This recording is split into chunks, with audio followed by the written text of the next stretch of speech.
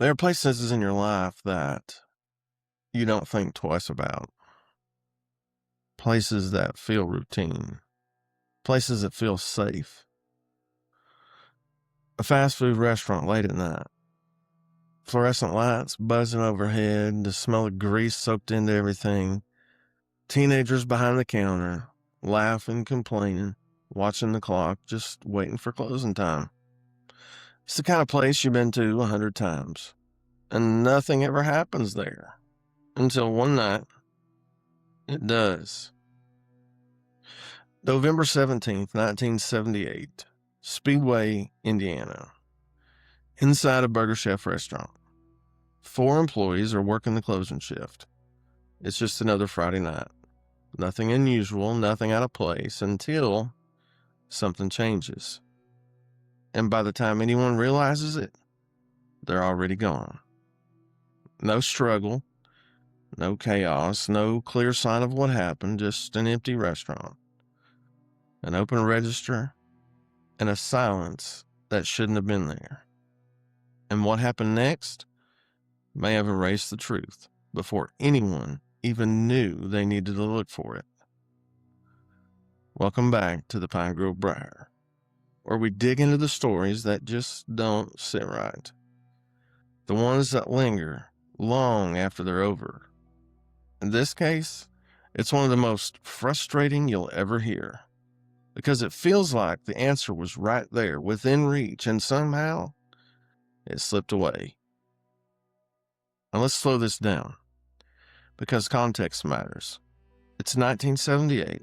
No cell phones, no GPS, no constant surveillance watching every angle.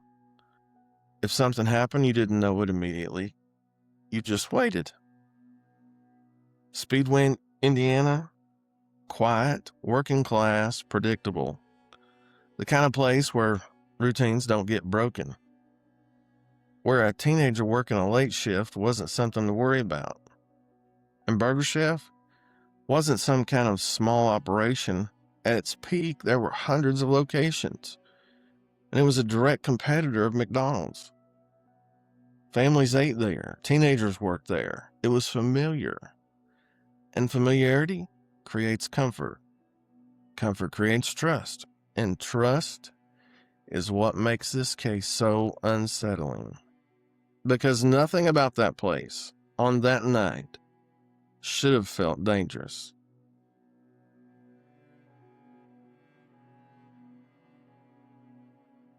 Let's talk about the 4 people working that night. Because they weren't just victims in a story. They were living normal lives. Right up until they weren't. Jane Freet, age 20, who was the assistant manager, the one responsible for closing, making sure everything was done right, counting the money, locking the doors. She's the one you rely on. Daniel Davis, age 16, a job, a paycheck, a routine. Still figuring out what and who he's going to be. Ruth Shelton, she's 17. That space between high school and adulthood, working, planning, living a normal life. And then there's Mark Flemings, who was 16. Another teenager, another shift, another night that should have ended like every other one. 4 people, different paths, all crossing at the same place at the same time. Now, this is where we really slow it down, because whatever happened, it didn't happen all at once. The night started normally. They're taking orders, making food, customers coming and going, nothing out of the ordinary.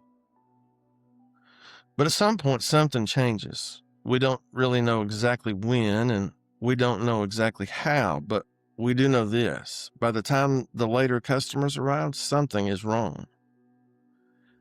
A customer walks in, no one at the counter, which is strange, but not alarming, not yet anyway. Maybe they're cleaning, maybe they're in the back, maybe they'll be right out. But then they notice the register. Open. Money missing. That's not normal. And then comes the moment that changes everything. They walk behind the counter and there's no one there. No voices, no movement, no explanation. Just an empty workspace where 4 people should have been. Imagine standing there, realizing something isn't just off, it's wrong.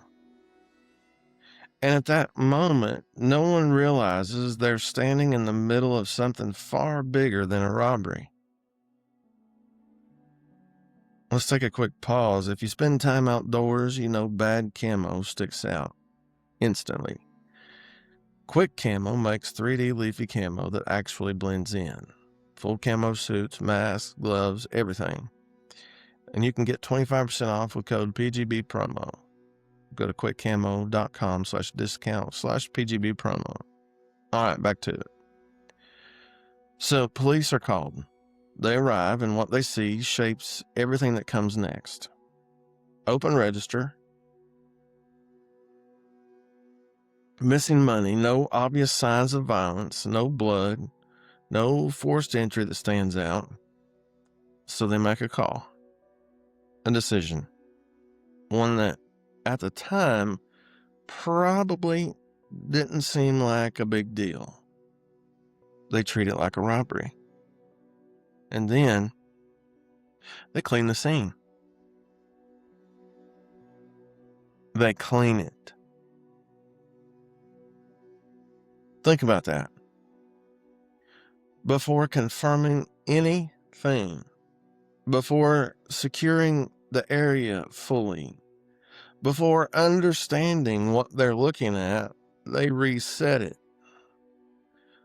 Wiped surfaces, cleared space, removed the very things that might have told the story.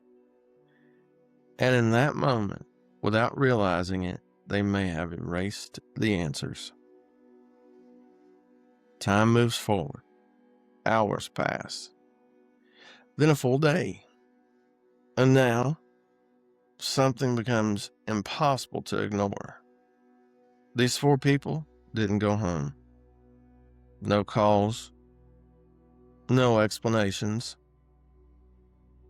Their cars are still parked. Personal belongings untouched. This isn't teenagers running off. This ain't someone being late. This is something else. And now, the urgency hits. But now, they're behind. 3 days later, November 20th, a wooded area in Johnson County, Indiana, about 20 miles away.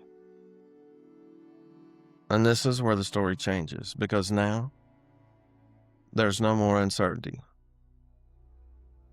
Their bodies are found. All 4 of them. Shot. Left in the woods. No rescue. No survival. No second chance. Just silence. And now, the question shifts. Not just what happened, but did they ever have a chance at solving it? Before we go any further, bare knuckles gloves. Built tough, full leather, but still comfortable enough to actually work in. If you need something that lasts, get 15% off with promo code PGB promo at buybareknuckles.com/discount/PGB promo. All right, let's get back into the part that keeps this case alive. This case doesn't end with answers. It lives here. Impossibilities. Was it a robbery gone wrong? It makes sense at first, but then you start asking questions. Why take 4 people? Why leave the scene? Why move them? Was it a targeted attack? Was one of them the focus? And the others just in the way? Was it someone they knew? Now this one sticks because controlling 4 people without chaos, without immediate resistance, usually means something. Familiarity, authority, or fear. And then there's the lost evidence theory, and this is the hardest one to ignore because once a crime scene is cleaned, you don't get it back. Fingerprints, fibers, small details that matter later, gone. And maybe that was the moment this case became unsolvable. Quickly before we wrap this up, Old Glory has a massive lineup of music, sports, and pop culture merch that actually means something. Get 15% off of your order with promo code PGBpromo at oldglory.com/discount/PGBpromo. All right, let's finish this. Years pass, families wait, investigations continue, but nothing sticks. Suspects come and go, leads fade, and the case remains open. Not because no one tried, but because something critical was lost. After the last few episodes, a lot of you said something stuck with me. Sometimes the mystery isn't what happened, it's what was missed. And this case might be the clearest example of that. 4 teenagers, one normal night, one moment that changed everything. So what do you think? Was it a robbery? Someone targeted? Someone they knew? Or was this case that never stood a chance from the very beginning? You decide. This has been the Pine Grove Briar. And until next time, keep your pipe lit and your powder dry.